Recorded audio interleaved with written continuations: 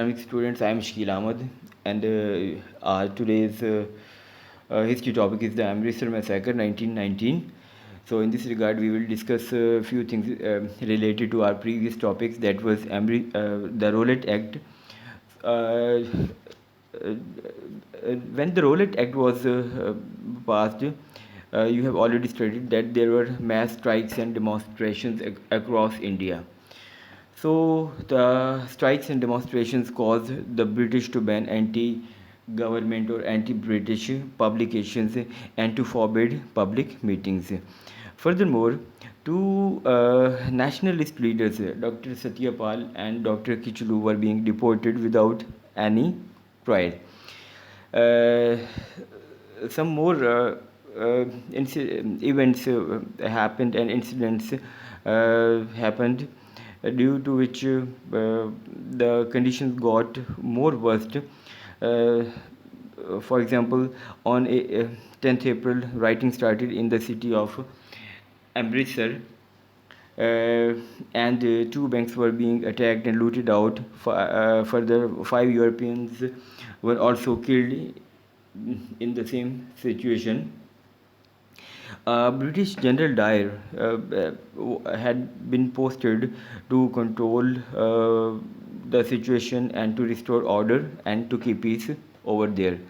So he banned all the meetings in the city and was angered when an estimated crowd of 20,000 people uh, um, gathered for a peaceful demonstrations at a public park, what was called Jallianwala Bagh, and it was located in Amritsar. The park had uh, only narrow entrances and was surrounded by all the four sides with a boundary wall, which was 5 feet high.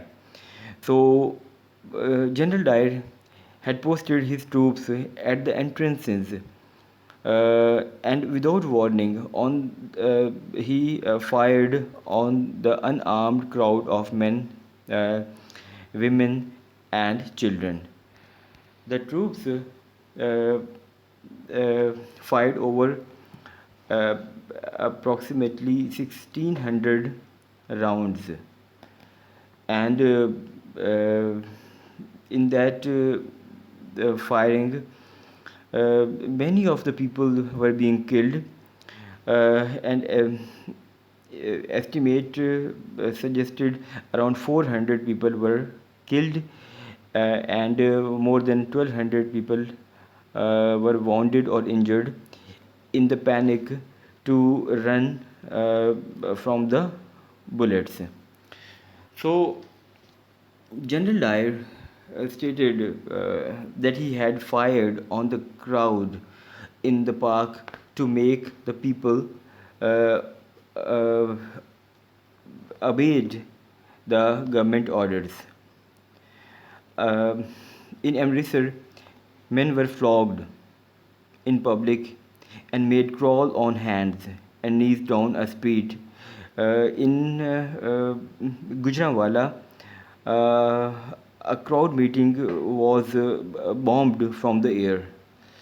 So there were so many tyrannical measures were being taken by the British, like the numerous people, they were sentenced to death or exile or imprisonment to just to maintain order. So later on, a special inquiry was being filed against General Dyer regarding his orders to fire on the unarmed crowd in Jallianwala Bagh. So that committee, that inquiry committee was called the Hunter Committee, and it was set up in England to investigate what General Dyer had done in Amritsar. So, as a result of its findings, Dyer was removed from his services, but he received no further punishment. Um, and in the eyes of many Europeans, he was a hero. Anyway, the Amritsar massacre and all the associated measures taken by the British government to restore peace and to press the people of India created more resentment in India, and a lot of question marks arose uh, on the working of and the credibility of the British government.